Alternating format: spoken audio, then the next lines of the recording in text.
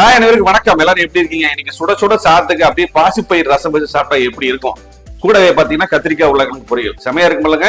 இன்னைக்கு பாசிப்பயிர் ரசம் செஞ்சு காட்ட போறேன். சிம்பிளா இருக்கு போது வாங்க வீடியோக்குள்ள போலாம்.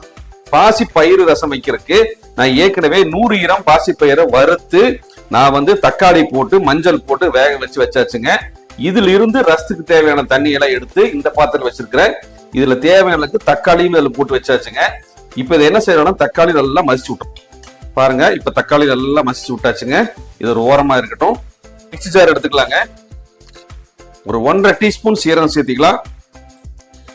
1 டீஸ்பூன் குருமிளகு, கொஞ்சமா கருவேப்பிலை, 1/2 டீஸ்பூன் கொத்தமல்லி விதை, இது கூட 2 வரமிளகாய். இப்ப இது எல்லாத்தையும் சேர்த்தி குறைன்னு அரைச்சு எடுத்துக்கலாம். இப்ப ரசம் தாளிக்க ஆரம்பிச்சிடலாங்க. ஒரு கடாயில 2 டீஸ்பூன் ஆயில் போட்டிருக்கேன். 1/2 டீஸ்பூன் உளுந்து, 1 டீஸ்பூன் கடுகு, 5 பல் பூண்டை தட்டி வச்சிருக்கேன், சேர்த்திக்கலாம். அடுத்தது குருமிளகு சீரத அரைச்சு வச்சோம் பாத்தீங்களா, அதை சேர்த்திக்கலாம். இத ஒரு 30 செகண்ட் நம்ம லைட்டா எண்ணெயில வதக்கினா போதுங்க. அதுக்கப்புறம் வதக்க வேண்டியது இல்ல. அடுத்தது கொஞ்சமா கருவேப்பிள்ளைங்க, கொத்தமல்லி இலை, இது கூடவே 2 வரமிளகாய் தாளிப்புக்காக சேர்த்திருக்கேன். காரணம் ஏற்கனவே சேர்த்திருக்கோம். இது பெருங்காயம், ஒரு லெமன் சைஸ் புளியை கரைச்சி வச்சிருக்கேன், இதை சேர்த்துக்கலாம். 1 டீஸ்பூன் உப்பு சேர்த்திக்கலாம். இப்ப நம்ம ஊத்துன புளி தண்ணி கொதிக்க ஆரம்பிச்சிருச்சுங்க. இப்ப நம்ம பருப்பு தண்ணி எடுத்து வச்சிருந்து பாத்தீங்கன்னா தக்காளி எல்லாம் சேர்த்து அதை சேர்த்திக்கலாம்.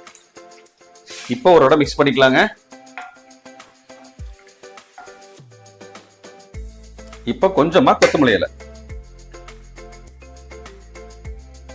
அவ்வளவுதான். இப்ப கொதிக்க விடக்கூடாதுங்க. நுரக்கட்டி அப்படி கொதிக்க ஆரம்பிக்கும் பாருங்க, அந்த ஸ்டேஜ்ல அடுப்பு ஆஃப் பண்ணிடலாம். இப்ப பாருங்க, சுத்தி அப்படியே கொதிக்க ஆரம்பிக்குது. சென்டர்ல பாத்தீங்கன்னா நுரக்கட்ட ஆரம்பிச்சிருச்சு. இப்ப நம்ம அடுப்பு ஆஃப் பண்ணிடலாம். அவ்வளவுதாங்க, ஒரு அட்டகாசமான பாசிப்பயிறு ரசம் ரெடி ஆயிடுச்சுங்க. அவ்வளவுதாங்க, மணக்க மணக்க பாசிப்பயிறு ரசம் ரெடிங்க. ரொம்ப சிம்பிளா இருக்கும், ஆனா டேஸ்ட் வேற லெவல்ல இருக்குங்க. இந்த மாதிரி செஞ்சு பார்த்துட்டு எப்படி இருக்குன்னு கமெண்ட்ல சொல்லுங்க. இது வேற ஒரு பக்கெட்ல மாத்தி காட்டுறேன். ஒரு அட்டகாசமான பாசிப்பயிறு ரசம், அதாவது பச்சைப்பயிறு ரசம் செஞ்சு காமிச்சிருக்கேன். இந்த வீடியோ உங்களுக்கு பிடிச்சிருந்தா நிறைய பேருக்கு ஷேர் பண்ணி விடுங்க. சப்ஸ்கிரைப் பண்ணாடி சப்ஸ்கிரைப் பண்ணிக்கங்க. நன்றி, வணக்கம். அடுத்த வீடியோ பார்க்கலாங்களா? பாய்.